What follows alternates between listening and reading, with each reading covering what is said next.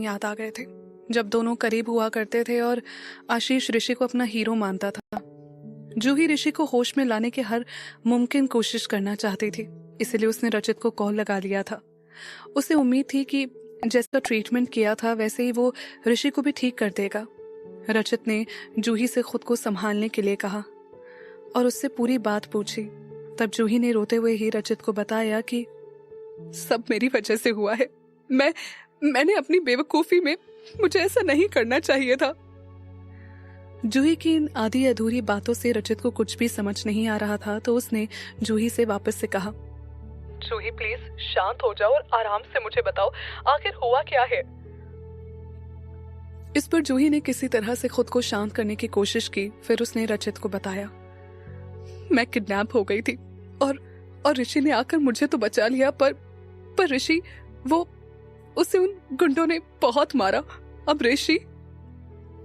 इतना कहकर जूही की आंखों में फिर से आंसू छलक आए, पर इस बार जूही ने खुद को ही खुद ही संभाला और वो रचित से बोली, रचित, तुम मेरी आखिरी उम्मीद हो। मैं ऋषि को नहीं खो सकती। तुमने जैसे मुझे बचाया था वैसे तुम प्लीज कुछ भी करके ऋषि को भी बचा लो। प्लीज रचित, प्लीज।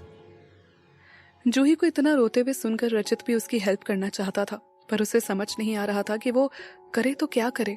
रचित ने जूही से कहा, जूही प्लीज चुप हो जाओ, मेरी बात सुनो।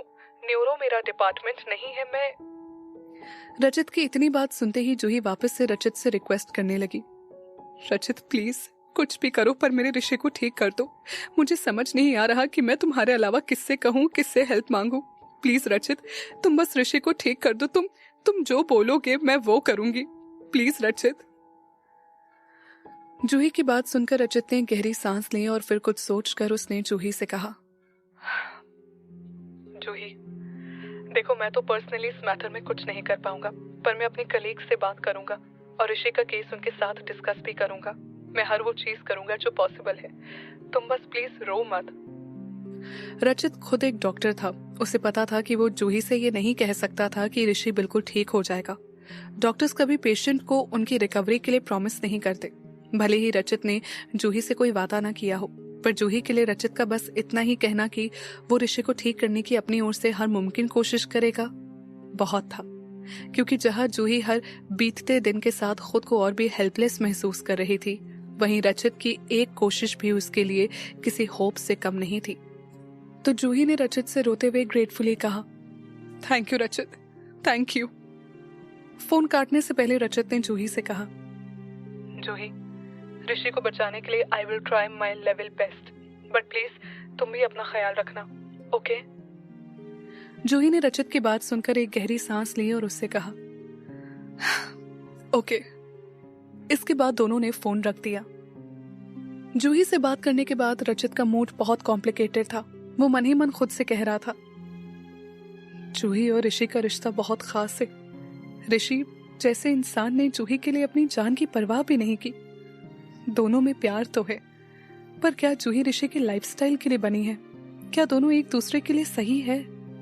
ऋषि की लाइफ बहुत कॉम्प्लिकेटेड है। क्या जूही उसमें कभी भी ढल पाएगी? ये सब सोचकर रचित ने गहरी सांस ली और फिर उसने अपना सिर हिलाकर कहा, खैर, वो सब जूही का फैसला होगा। मैं तो सिर्फ अभी जूही की खुशी के लिए ऋषि की हेल्प करने का ट्राई कर सकता हूँ। इतना सोचकर रचित अपने कलीग्स के पास ऋषि का केस डिस्कस करने चला गया। दूसरी तरफ जूही के चेहरे पर अब भी चिंता के बादल छाए हुए थे। उसकी आंखें नम थी, पर जूही ने अपने आंसू पोंछे। वो मन ही मन खुद से कह रही थी, शांत हो जा जूही, अब तुझे ऋषि को कंपनी देनी है, हर पल उसके साथ रहना है। तो रो नहीं सकती। तुझे पता है ना कि ऋषि को तेरा रोना धोना पसंद नहीं। तू अब ऐसा काम बिल्कुल नहीं करेगी जो ऋषि को पसंद नहीं। आंसू पोंछकर जूही ने नैना से कहा, नैना प्लीज मुझे ऋषि के पास ले चलो। नैना ने अपना सिर हिलाकर हाँ कर दिया और वो जूही की व्हील चेयर को पुश करके उसे ऋषि के वार्ड में ले जाने लगी। नैना ने अभी अभी जूही का रचित के साथ होने वाली कॉन्वर्सेशन कुछ कुछ सुन लिया था, तो उसे अंदाजा था कि जूही रचित से क्या चाहती थी। पर नैना को जूही की ये कोशिश बेफिजूल लग रही थी। नैना मन ही मन सोच रही थी, मैं जानती हूँ कि जूही मैम चाहती है कि ऋषि सर जल्द से जल्द होश में आ जाए, पर मुझे नहीं लगता इसके लिए उन्हें डॉक्टर रजत को कॉल करने की कोई ज़रूरत थी। यहाँ पर ऋषि सर के पास बेस्ट डॉक्टर्स अवेलेबल है, यहाँ उनका बेस्ट ट्रीटमेंट हो रहा है। अब ऋषि सर को किसी नए डॉक्टर की ज़रूरत नहीं है। अब सब कुछ उनकी विल पावर पर डिपेंड है, और मुझे नहीं लगता कि मैंने आज तक ऋषि सर जैसी विल पावर किसी की देखी है। उन्होंने जब शुरुआत में कंपनी संभाली थी तब न जाने उन्हें कितने ही कॉम्पिटिटर्स और राइवल्स के वार झेलने पड़े थे, पर सर बिल्कुल नहीं रुके, जरा भी नहीं घबराए। उन्होंने सभी को मुंह तोड़ जवाब दिया और उन सबसे जीत कर आज सर ने अपना ये मुकाम हासिल किया है। I respect him a lot. Naina ने फिर जूही से धीमे से कहा, मैम आप हिम्मत मत हारिए, ऋषि सर जरूर ठीक होंगे। नैना की बात पर जूही ने ऋषि की ओर देखकर कहा, आई नो ऋषि ठीक होगा, वो जरूर ठीक होगा, इस बात पर मुझे पूरा विश्वास है। इतना नैना से कहने के बाद जूही ने मन ही मन खुद से कहा, पर ये इंतजार और गिल्ट मुझे अंदर से खाए जा रहा है, मैं इसका क्या करूं? मुझसे यूं हाथ पर हाथ रखकर बैठा भी तो नहीं जा रहा। खाली बैठी हूं तो मुझे ऋषि का खून से लथपथ चेहरा नजर आता है। इसके बाद जूही ने नैना से कहा, नैना अब तुम बाहर जा सकती हो, मैं अब यही ऋषि के पास बैठूंगी। जूही की इस बात पर नैना ने अपना सिर हिलाकर कह दिया, ओके मैम, मैं बाहर ही हूं, आपको कोई भी जरूरत हो तो आप मुझे बुला लीजिएगा। इस पर जूही ने नैना से कहा, थैंक यू नैना। इसके बाद नैना वार्ड से बाहर चली गई। अब वार्ड में सिर्फ जूही और ऋषि थे। जूही ऋषि के करीब गई और उसको ध्यान से देखने लगी। ऋषि की हालत देखकर जूही की आंखें नम हो गई, पर फिर भी उसने अपनी आंखों से एक आंसू भी टपकने नहीं दिया। जूही ने अपने कांपते हाथों से ऋषि के हाथ को थाम लिया और उससे कहने लगी, ऋषि उठ जाओ ना, अब देखो कितना टाइम हो गया है, मैं तुम्हारे बिना खुद को बहुत अकेला फील कर रही हूँ। प्लीज ऋषि, अब बहुत आराम कर लिया तुमने, अब उठ भी जाओ। सबको यहाँ तुम्हारी जरूरत है, कंपनी को, इशिका सिंघानिया को और मुझे भी। ऋषि, आई मिस यू। पर जूही को अपनी बात के जवाब में बस एक गहरी खामोशी मिली। तब जूही ने ऋषि की ओर देखकर खुद से कहा, ऋषि, पहले जब मैं तुम्हारे ये हाथ थामती थी तो इनकी गर्मी से मेरा जहान रोशन हो जाता था, पर यह बात मैंने तुम्हें कभी बताई नहीं। तुम हमेशा हर मौके पर मेरा हाथ थाम लिया करते थे, पर मैं ही शर्मा कर अपना हाथ तुम्हारे हाथों से खींच लिया करती थी।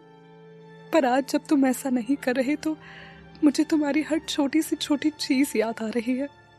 काश मैंने उन पलों को तुम्हारे साथ खुल कर जिया होता, पर कोई बात नहीं, तुम बस अब जल्दी से ठीक हो जाओ तो हम साथ में और भी खूबसूरत मोमेंट्स क्रिएट करेंगे, आई प्रॉमिस। और इस बार तो मैं भी पीछे नहीं हटूंगी। इतना कहकर जूही ने ऋषि के हाथों को चूम लिया और भगवान से ऋषि के ठीक होने के लिए प्रे करने लगी। और इतने में जूही की आंखों से एक आंसू टपक कर ऋषि के हाथ पर जा गिरा। How dare you! तभी इशिका सिंघानिया ने पीछे से जूही पर चिल्लाया। इशिका सिंघानिया की आवाज सुनकर जूही चौंक गई और अपनी व्हील चेयर घुमाकर पीछे मुड़ी। जूही ने पीछे मुड़कर देखा कि इशिका सिंघानिया गुस्से से उसे ही खो रही है और उनके साथ मिसेस चंद्रा और बॉडीगार्ड्स भी थे। नैना और विनय भी हांफते हुए दरवाजे पर ही थे। जूही को देखकर नैना ने घबराते हुए कहा, I am sorry ma'am, but Mrs Singhania इतनी जल्दी में आई कि मुझे आपको कुछ बताने का मौका ही नहीं मिला। जूही ने नैना की बात सुनकर अपना सिर हिला दिया और उससे बोली, इट्स ओके। फिर जूही ने इशिका सिंघानिया की ओर देखकर उनसे धीमे से कहा, मिसेस सिंघानिया आप। जूही इसके आगे कुछ कह पाती उससे पहले ही इशिका सिंघानिया ने उसकी बात काट दी और उससे चिल्लाकर बोली, हाउ डेयर यू! तुम्हें यहां अंदर आने किसने दिया? जूही ने इशिका सिंघानिया की ओर ध्यान से देखा। वो हमेशा की तरह आज सुंदर सी ड्रेस पहने सजी धजी हुई नहीं थी, बल्कि प्रोफेशनल अटायर में थी। जूही ने अब तक इशिका सिंघानिया से कुछ भी नहीं कहा था, और फिर भी सिर्फ जूही की प्रेजेंस से ही इशिका सिंघानिया का गुस्सा आसमान छू रहा था। उन्हें अब जूही के वजूद से ही नफरत हो गई थी। इशिका सिंघानिया को जूही के साथ ऐसे बिहेव करता देख वहां मौजूद सभी लोग हैरान रह गए थे। क्योंकि उनकी नजरों में जूही ऋषि की वाइफ थी और इशिका सिंघानिया की जो भी पोजीशन हो, उनका जूही पर चिल्लाने का, यूं उससे बात करने का कोई हक नहीं बनता था। पर जूही ने इशिका सिंघानिया के इतना चीखने चिल्लाने के बाद भी कुछ नहीं कहा। वो उनके साथ हम्बल ही रही।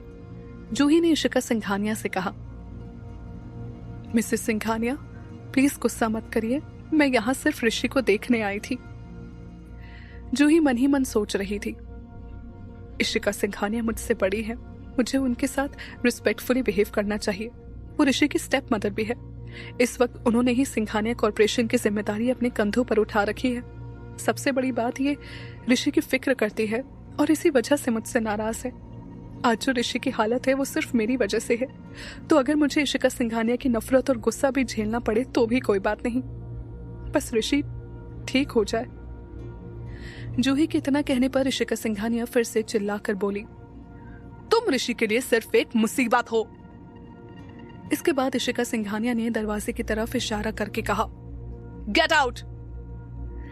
इशिका सिंघानिया के इस रवैये को देखते हुए जूही ने मन ही मन खुद से कहा, वैसे तो शांति बनाए रखने के लिए मेरा यहाँ से चले जाना ही ठीक रहेगा, पर मैं अभी या कभी भी ऋषि को छोड़कर कहीं नहीं जाना चाहती।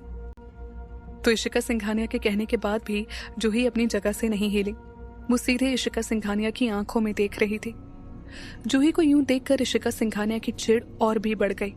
उन्होंने जूही को देखकर कहा, क्या अब तुम्हें मेरी बात भी सुनाई नहीं देती?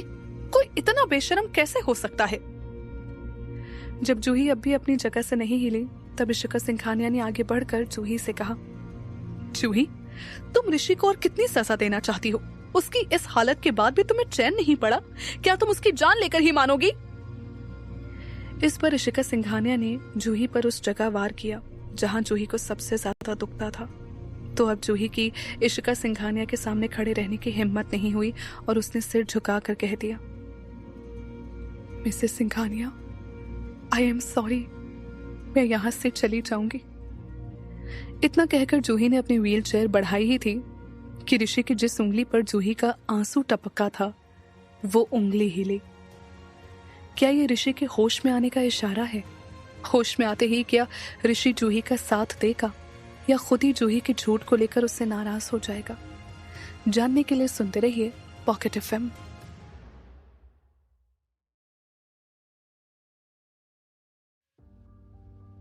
जूही ऋषि को देखने उसके वार्ड में आई थी, पर तभी इशिका सिंघानिया भी वहां पहुंच गई और उन्होंने जूही पर बहुत चीखा, उसे बहुत बुरा भला कहा और जूही को ऋषि की हालत का जिम्मेदार भी ठहराया। इशिका सिंघानिया के चिल्लाने पर जूही ने उनसे माफी मांगी और वो ऋषि के वार्ड से जाने लगी। तभी ऋषि की उंगलियों में मूवमेंट हुई, पर इस वक्त सभी का ध्यान सिर्फ इशिका सिंघानिया और जूही पर था, तो वो ऋषि के इस मूवमेंट को देख नहीं पाए और अगले ही पल ऋषि वापस से शांत हो गया, जैसे अभी अभी हुआ मूवमेंट सिर्फ आंखों का एक धोखा हो। इशिका सिंघानिया की बातें सुनकर जूही वापस से खुद को ब्लेम करने लगी। जूही ने अभी जैसे तैसे खुद को संभाला था, पर इशिका सिंघानिया के एक इल्जाम ने उसे वापस से गिल्ट के गड्ढे में ढकेल दिया। जूही किसी तरह अपनी व्हील चेयर को खींचते हुए वार्ड से निकलने की कोशिश करने लगी। जूही मन ही मन खुद से कह रही थी, हाँ, सब मेरी गलती थी, मेरी वजह से आज ऋषि की ये हालत है। मुझे यहाँ नहीं आना चाहिए था, मुझे यहाँ से जाना होगा, मैं यहाँ से चली जाऊंगी। और जिन आंसुओं को जूही ने अब तक बड़ी हिम्मत से रोक रखा था वो उसकी आंखों से लुढ़क आए। फिर क्या था, जूही की हिम्मत के बांध के टूटने के साथ ही उसके आंसुओं का सैलाब उमड़ पड़ा। जूही बड़ी मुश्किल से व्हील चेयर को खींच पा रही थी। जूही की इस हालत को देखकर नैना और विनय उसकी मदद के लिए आगे बढ़े, पर इशिका सिंघानिया ने उन्हें रोक दिया। वो उनसे गुस्से में बोली, स्टॉप, ये यहाँ आ सकती है, मेरे ऋषि को हर्ट कर सकती है, तो क्या खुद से बाहर नहीं जा सकती? इशिका सिंघानिया की बात सुनकर जूही ने विनय और नैना को देखकर अपना सिर ना में हिला दिया और रोती ही आवाज में ही उसने कहा, थैंक यू, पर मैं खुद कर लूंगी। इस पर इशिका सिंघानिया ने कहा, देखा, शी कैन मैनेज हरसेल्फ, बेकार में दूसरों के कामों में टांग मत अड़ाया करो। जूही और इशिका सिंघानिया की बातें सुनकर विनय और नैना के बढ़ते हुए कदम जम गए। वो दोनों एक दूसरे को देखने लगे। उन्हें समझ नहीं आ रहा था कि आखिर वो करे तो क्या करे। जूही फिर किसी तरह रोते, हिम्मत जुटाते हुए वार्ड के दरवाजे तक पहुंचे गई। वो कमजोर थी, पूरी तरह से अभी तक ठीक नहीं हुई थी। ऐसे में वापस से इशिका सिंघानिया की बातों ने उसके मेंटल बैरियर को तोड़ दिया था और जूही की बड़ी मुश्किल से जुटाई हुई हिम्मत खत्म हो गई थी। वो फिजिकली तो वीक थी ही, अब मेंटली भी एग्जॉस्टेड फील कर रही थी। जब तक जूही दरवाजे तक पहुंची वो बुरी तरह हांफने लगी थी। अब नैना ने ना इशिका सिंघानिया का खौफ खाया और ना ही जूही की बात मानी। नैना आगे बढ़ी और उसने जूही की व्हील चेयर को थाम लिया। फिर नैना ने जूही से धीमे से पूछा, मैम आप कहीं अनवेल फील कर रहे हो? मैं डॉक्टर को बुलाऊं? चलिए मैं आपको आपके वार्ड में। नैना जूही से ये सब कह रही थी कि तभी इशिका सिंघानिया ने तेज आवाज में नैना को रोकते हुए कहा, नैना रुको वहीं पर। इशिका सिंघानिया जूही का सफेद पड़ रहा चेहरा देखकर बहुत खुश थी। फिर इशिका सिंघानिया ने नैना से कहा, नैना जूही को खुद से जाने दो, इस वक्त कंपनी को तुम्हारी जरूरत है। विनय के साथ तुम कंपनी जाओ और वहां का काम संभालो जिसकी तुम्हें सैलरी मिलती है। इशिका सिंघानिया की इस बात को सुनकर नैना ने विनय की ओर देखा। तब विनय ने गहरी सांस लेकर अपना सिर हिला दिया। हालांकि ऊपर से देखने पर लगता था कि सिंघानिया कॉर्पोरेशन अब भी सही चल रही है, पर अंदर ही अंदर उसमें ऋषि के एब्सेंस का बहुत बुरा असर पड़ा था और ऐसे वक्त में कंपनी को जितनी हेल्प मिल सके उतना बेहतर था। और नैना कंपनी के बेस्ट एम्प्लॉय में से एक थी, तो कंपनी को उसकी इस वक्त बहुत जरूरत थी। नैना ये सब समझती थी, पर फिर उसे जूही की भी तो फिक्र थी। इसीलिए नैना ने इशिका सिंघानिया से पूछा, फिर जूही मैम का ध्यान कौन रखेगा? इस पर इशिका सिंघानिया ने सरकास्टिकली कहा, क्यों? ये अपना ख्याल खुद रखेगी तो मर जाएगी क्या? इशिका सिंघानिया की इतनी कड़वी बातें सुनकर अब विनय से चुप नहीं रहा गया। विनय ने आगे आकर इशिका सिंघानिया से कहा, मिसेस सिंघानिया, आपको नहीं लगता कि आपको ऋषि सर की वाइफ से इस तरह से बात नहीं करनी चाहिए? और इससे पहले कि इशिका सिंघानिया इसके जवाब में कुछ कह पाती, विनय ने वापस से इशिका सिंघानिया को याद दिलाते हुए कहा, मिसेस सिंघानिया, आपने खुद ऋषि सर से प्रॉमिस किया था कि आप जूही मैम का ध्यान रखेंगी, और अगर अब ऋषि सर उठकर देखेंगे कि आपने अपना वादा नहीं निभाया तो वो आपसे कितना डिसअपॉइंट होंगे। इस बारे में कभी सोचा है आपने? विनय की इस बात को सुनकर इशिका सिंघानिया ने अपना मुंह बंद कर लिया। उन्हें अपने गुस्से को पीना पड़ गया, क्योंकि विनय के इस सवाल में इशिका सिंघानिया के लिए एक वार्निंग के साथ साथ एक रिमाइंडर भी था कि वो जूही को नुकसान नहीं पहुंचा सकती। इशिका सिंघानिया ने विनय की बात सुनकर खुद से कहा, हाँ, मैं इस चुड़ैल जूही से अपनी नफरत यूं सबके सामने जाहिर नहीं कर सकती। मैं कैसे भूल सकती हूँ कि ऋषि के चमचे विनय और नैना यही है, मुझ पर हर वक्त नजर गढ़ा कर बैठे हैं। अब मुझे जो भी करना है वो मुझे चुपचाप शांति से करना होगा, ताकि किसी को मेरे इरादों की भनक भी ना लग सके। इस जूही की बच्ची को तो मैं खत्म करके रहूंगी। और मिसेस चंद्रा ने अपना काम भी शुरू कर दिया है, तो क्या हुआ अगर आज भेजा हुआ हमारा आदमी जूही को खत्म करने में नाकामयाब रहा? पर कल जूही नहीं बचेगी। ये सब सोचकर इशिका सिंघानिया ने विनय से कहा, ठीक है, तुम जाओ और जूही के लिए एक नर्स अरेंज कर दो। इशिका सिंघानिया मन ही मन सोच रही थी, इस जूही को तो मुझे खत्म करना ही है, पर अगर मैंने सीधे इस पर हमला किया तो ऋषि को मुझ पर शक हो सकता है। इसीलिए यही ठीक रहेगा कि विनय जूही के लिए एक नर्स अरेंज करे और मैं पीछे से चुपके से अपने आदमियों को काम पर लगा दूं और वो इस जूही का काम तमाम कर दे, तो सांप भी मर जाएगा और लाठी भी नहीं टूटेगी। इशिका सिंघानिया की बातों से कहाँ उनके इरादों का पता लगता था, तो इशिका सिंघानिया की बात सुनकर विनय को उन पर जरा भी शक नहीं हुआ। उसने तो उल्टा चैन की सांस ली। विनय मन ही मन सोच रहा था, चलो थैंक गॉड मिसेस सिंघानिया शांत तो हुई। इसके बाद नैना ने थोड़ा घबराते हुए इशिका सिंघानिया की ओर देखा और उनसे ध्यान से पूछा, अभी तो नर्स आई नहीं है, तो क्यों ना मैं ही जूही मैम को उनके वार्ड तक छोड़ाऊं? इस बार इशिका सिंघानिया ने नैना को रोकने की कोशिश नहीं की। उन्हें अपने प्लान पर पूरा भरोसा था, तो उन्होंने अपना हाथ हिलाकर कह दिया, हाँ हाँ जाओ। फिर नैना ने मन ही मन खुद से कहा, चलो मैं जूही मैम को जल्दी से यहाँ से लेकर चलती हूँ, इससे पहले कि मिसेस सिंघानिया वापस से भड़क जाए। नैना ने ये सोचने के साथ ही जूही की व्हीलचेयर को पुश किया और उसे वार्ड से बाहर ले जाने लगी। वार्ड से जाने से पहले जूही ने नम आंखों से ही ऋषि की ओर आखिरी बार पलट कर देखा। कॉरिडोर में नैना ने जूही का मायूस चेहरा देखा। तो उसे समझाते हुए कहने लगी, मैम आप मिसेस सिंघानिया की बातों को बिल्कुल भी दिल पर मत लीजिएगा। वो ऋषि सर को लेकर परेशान है ना, इसीलिए वो थोड़ा ज्यादा ही बोल गई। फिर कुछ रुककर नैना ने कहा, और कंपनी भी अभी वो ही संभाल रही है ना, तो उनके ऊपर प्रेशर बहुत ज्यादा है, इसीलिए वो सभी के ऊपर अभी गुस्सा कर रही हैं। आप उनकी या किसी और की बातों पर बिल्कुल ध्यान मत दीजिए, आप सिर्फ अपने ठीक होने पर फोकस करिएगा, क्योंकि जब ऋषि सर को होश आएगा तो वो आपको हेल्दी देखना पसंद करेंगे, है ना। जूही जानती थी कि नैना उसे चेयर अप करने की कोशिश कर रही थी और उसे इस बात की बहुत वैल्यू भी थी, इसीलिए जूही ने अपना सिर हाँ में हिलाकर नैना से कहा, हाँ मैं अपना ख्याल रखूंगी। फिर नैना ने जूही को एक के बाद एक सलाह देनी शुरू कर दी। वो बोली, मैम मुझे अब जल्द ही सिंघानिया कॉर्पोरेशन जाना पड़ेगा, तो मैं हर वक्त आपका ख्याल नहीं रख पाऊंगी, पर इसका ये मतलब नहीं कि आप अपनी हेल्थ को लेकर लापरवाही करें। आपको अपना पूरा ख्याल रखना होगा, टाइम पर मेडिसिन और इंजेक्शंस लेने होंगे। और नैना की बातें सुनकर जूही के चेहरे पर एक सैड स्माइल आ गई। उसे सुकून था कि किसी को उसकी सच में परवाह है, पर साथ ही साथ वो अब तक इशिका सिंघानिया की बातें भूल नहीं पाई थी। तो जूही ने नैना से कहा, नैना मैं ध्यान रखूंगी। इस पर नैना ने थोड़ा एम्बैरेस्ड होकर कहा, वेल मैम मुझे लगता है कि नर्स आपका मुझसे ज्यादा अच्छे से ख्याल रखेगी। मैंने आज दोपहर को गड़बड़ कर दी थी ना, मैं आपको अकेले वार्ड में छोड़कर चली गई थी। इस पर जूही ने अपना सिर ना में हिलाकर कहा, नहीं नैना ऐसा कुछ भी नहीं है, तुमने इन दिनों मेरा बहुत अच्छे से ख्याल रखा है, so thank you very much. तब नैना ने अपना हाथ हिलाकर जूही से कहा, नहीं मैम इसमें थैंक यू की क्या बात है, आप ऋषि सर की वाइफ है, आपका ख्याल रखना तो मेरी ड्यूटी है। जूही से इतना कहकर नैना ने मन ही मन सोचा, मैं बहुत सालों से ऋषि सर के लिए काम कर रही हूँ, उनको लेकर बहुत से रूमर्स है, जैसे कि जिस लड़की के साथ वो होते हैं उसका एक्सीडेंट हो जाता है, सर का लड़कियों के साथ होना उनके लिए कर्स है, एक्सेट्रा एक्सेट्रा।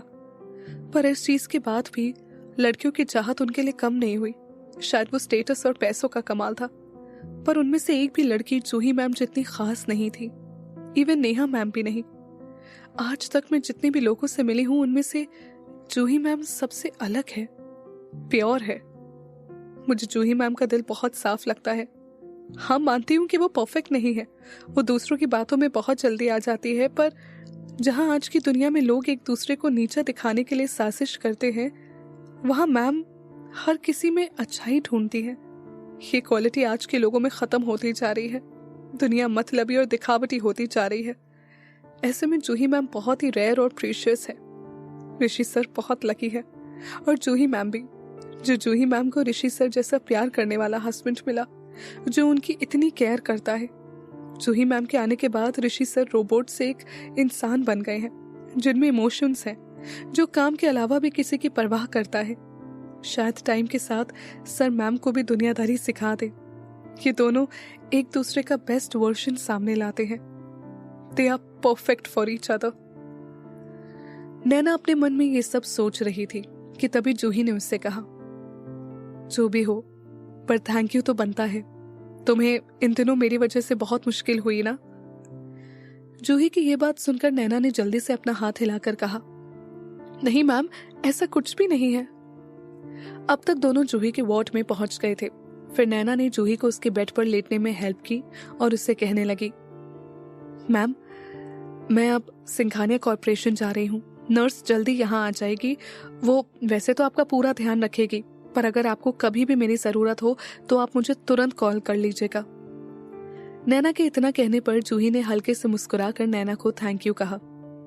क्या इशिका सिंघानिया इस बार जूही को खत्म करने में कामयाब हो पाएंगी? क्या ये अंत है ऋषि और जूही की रिस्क वाली लव स्टोरी का? जानने के लिए सुनते रहिए पॉकेट एफएम।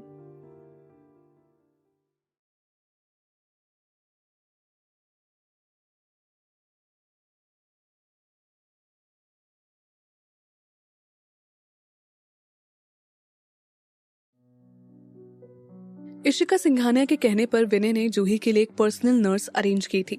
इशिका सिंघानिया के चिल्लाने के बाद नैना जूही को लेकर उसके वार्ड में आ गई थी। इशिका सिंघानिया ने मन ही मन फैसला लिया था कि वो किसी भी हाल में जूही को खत्म करके रहेंगी। नैना के वार्ड से जाने के बाद जूही ने बहुत कोशिश की कि वो भी आंख बंद कर ले, आराम कर ले, थोड़ा सो ले, पर वो जितनी बार भी अपनी आंखें बंद करती उसे ऋषि किसी काली अंधेरी गुफा में खुद से दूर जाता हुआ नजर आता और जूही ऋषि को खोने के डर से चौंक कर उठ जाती। इसीलिए कमजोरी के कारण जूही को थकान तो महसूस हो रही थी, पर नींद उसकी आंखों से कोसों दूर थी। जूही के दिमाग में वापस से ऋषि का ही ख्याल था, या कह लो कि ऋषि कभी उसके जहन से गया ही नहीं। तभी जूही का फोन बजा। अपने फोन पर रचित का नाम फ्लैश होता देख जूही ने तुरंत ही अपना फोन उठा लिया। जूही ने फोन उठाकर कहा, रचित। जूही की आवाज सुनते ही रचित ने सीधे कहा, जूही, मैंने अपने कलीग से बात कर ली है, तो मुझे हॉस्पिटल डिटेल्स और अपना वार्ड नंबर भेज दो। मैं थोड़ी देर में बाकी डॉक्टर्स के साथ वहां आता हूँ। रचित की बात सुनकर जूही के मन में एक उम्मीद की किरण जागी।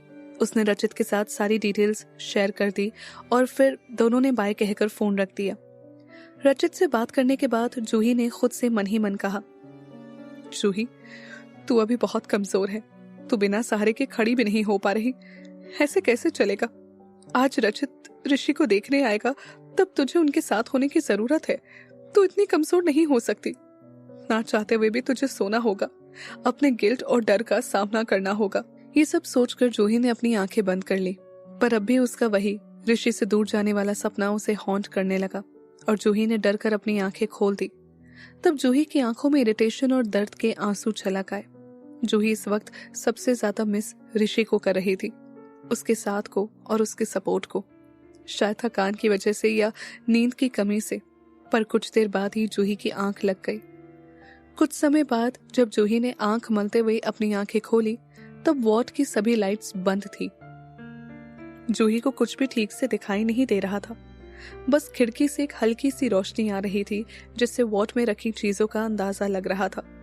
जूही किसी तरह से हिम्मत जुटाकर अपने बेड से उठी और उसने लाइट्स ऑन की। तभी खिड़की से एक तेज ठंडी हवा का झोंका आया और जूही कांप गई। जूही फिर धीमे कदमों से अपने बेड पर आकर लेट गई और उसने चादर ओढ़ ली, पर उसने खिड़की नहीं बंद की, क्योंकि ठंडी हवा के होने से उसे महसूस होता कि अभी भी उसके अंदर कुछ एहसास बचे हैं। अब हर चीज जूही को बस ऋषि की याद दिलाती, यहाँ तक कि ये ठंडी हवाएं भी। जूही बड़बड़ाते हुए कहने लगी, ये वार्ड भी मेरी जिंदगी की तरह ही है, अनकंफर्टेबल और अंधेरे में डूबा हुआ है, बिल्कुल मेरे मन की तरह, जहां मेरे पास सब कुछ होते हुए भी ऋषि के बगैर मेरी जिंदगी सूनी है। जब ऋषि ठीक था तब वो हमेशा मुझे अपने करीब रखने के बहाने ढूंढता रहता था, पर तब मुझे ऋषि की वार्मथ की कदर नहीं थी। पर आज जब वो मुझसे दूर है, तब मेरा दिल बार बार सिर्फ उसी को पुकार रहा है। जूही इन्हीं सब ख्यालों में खोई हुई थी कि तभी अचानक से उसके डोर पर किसी ने नॉक किया। जूही ने नॉक की आवाज सुनकर धीमे से कह दिया, कम इन। तब एक मास्क पहने हुए नर्स वार्ड के अंदर आ गई। उसने अपने हाथों में एक ट्रे पकड़ रखा था। जूही को जाकर देख नर्स ने जूही को ग्रीट किया। वो उससे बोली, हेलो मिसेस सिंघानिया, मैं आपकी पर्सनल नर्स हूँ। नर्स के इतना कहने पर जूही ने नर्स को देखकर धीमे से मुस्कुरा दिया। फिर जूही ने नर्स से पूछा, आपको विनय ने मेरे लिए अरेंज किया है? इस पर नर्स ने सिर हाँ में हिलाकर कहा, यस मैम, मैं यहाँ पर 24/7 आपकी देखभाल करने के लिए आई हूँ। इतना कहकर उस नर्स ने अपनी ट्रे में से एक इंजेक्शन उठा लिया और जूही से कहने लगी, मिसेस सिंघानिया, अब आपके इंजेक्शन का टाइम हो गया है, प्लीज कोऑपरेट। इंजेक्शन देकर जूही सीधे बेड पर लेट गई और उसने अपना हाथ नर्स की तरफ आगे बढ़ा दिया। नर्स ने पहले तो जूही को बड़े ध्यान से देखा। अचानक से बहुत से इमोशंस उस नर्स की आंखों से आकर गुजर गए। फिर उस नर्स ने अपने हाथ आगे बढ़ाए और जूही के हाथ में आईवी ड्रिप चढ़ा दी। अचानक से सुई चुभने के एहसास से जूही ने अपनी मुट्ठी कस ली। फिर एक एक ड्रॉप के साथ न्यूट्रिशन फ्लूइड जूही के शरीर में जाने लगा। नर्स जूही के बगल में ही खड़े होकर जूही को देख रही थी। जूही ने फिर नर्स से धीमे से कहा, सॉरी टू ट्रबल यू। तब नर्स ने अपना सिर हिलाकर कहा, नहीं, ये तो मेरा काम है। अपनी बात कहकर नर्स ने ट्रे से एक और इंजेक्शन उठा लिया।